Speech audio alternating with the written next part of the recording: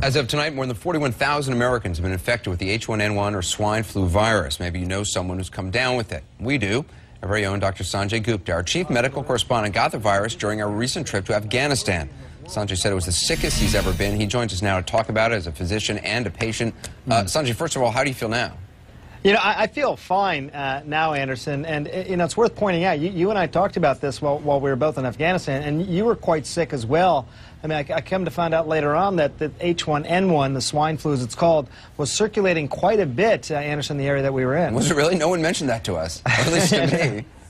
I know. I mean, you know, frankly speaking, we could talk about this now via satellite, but, you know, there's a good chance, based on everything that I'm hearing, that you also had H1N1 virus infection.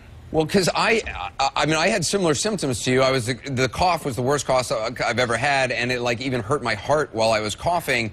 And I went to you, and you were really sick, and I asked you, is it possible it's swine flu? And you said probably not, because usually swine flu has a very high fever right away. That's right, and you know, it's interesting because I think the next day, I think maybe you had gone to a different province, and I was feeling miserable the next day, and I hadn't checked my temperature. You know, you're in the desert, it's hot outside, hadn't really thought about it. I went there, and my temperature was around 102 degrees, so, you know, pretty high certainly for me, you know, 98 being normal, 98.6, so that was the first sign, and then, you know, I had that same cough that you did, lightheadedness, and I was freezing cold. I don't know if you had that as well, yeah. But that was really the most memorable part of it. I was freezing cold despite being in the desert. Are you coughing right now? I'm still coughing, I will say, just a little bit. But I just heard that. Yeah, I have a little bit of a cough as well. I don't think we're contagious. I love that I've just learned that I may have had swine flu from you via satellite. But what was it like? I mean, it was, for you, you said it was the worst sickness you've ever had?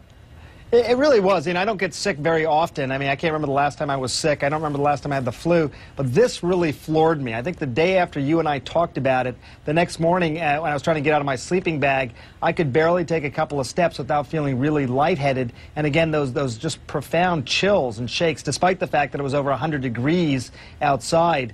And then when I went to the clinic, it's a Roll 3 battlefield clinic. You know, they gave me some IV fluids because I hadn't eaten in a while, and they also did the swab for the flu. And at first it comes back as the flu type A, which is sort of the broader category. Then it took some time for the confirmation test to show that, in fact, it was H1N1. See, I did not have a fever, so I'm hoping that means maybe I did not have it. Is that something, should one get it checked? I mean, we're talking about something that happened 2 weeks ago. Right, you know, and some would argue that you don't need to get it checked now, and maybe I didn't even need to get it checked then. What we know is that H1N1 is circulating around the world. You mentioned how many cases have already been, Anderson, and what most doctors have told me, most infectious disease doctors, is that the testing really doesn't matter because you're not going to do anything differently based on that testing.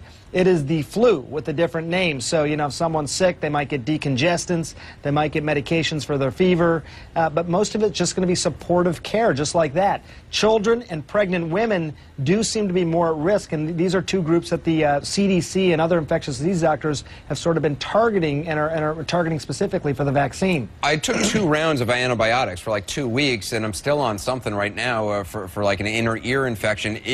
Do antibiotics have an effect? You know, probably not. This is a excuse me, a viral infection. Well, it's, you know, this is just getting worse and worse. I have great news for you. No, but you know, you have viral infections, and you have I know you really trust me now. But you have viral infections, you have bacterial infections, and bacterial infections.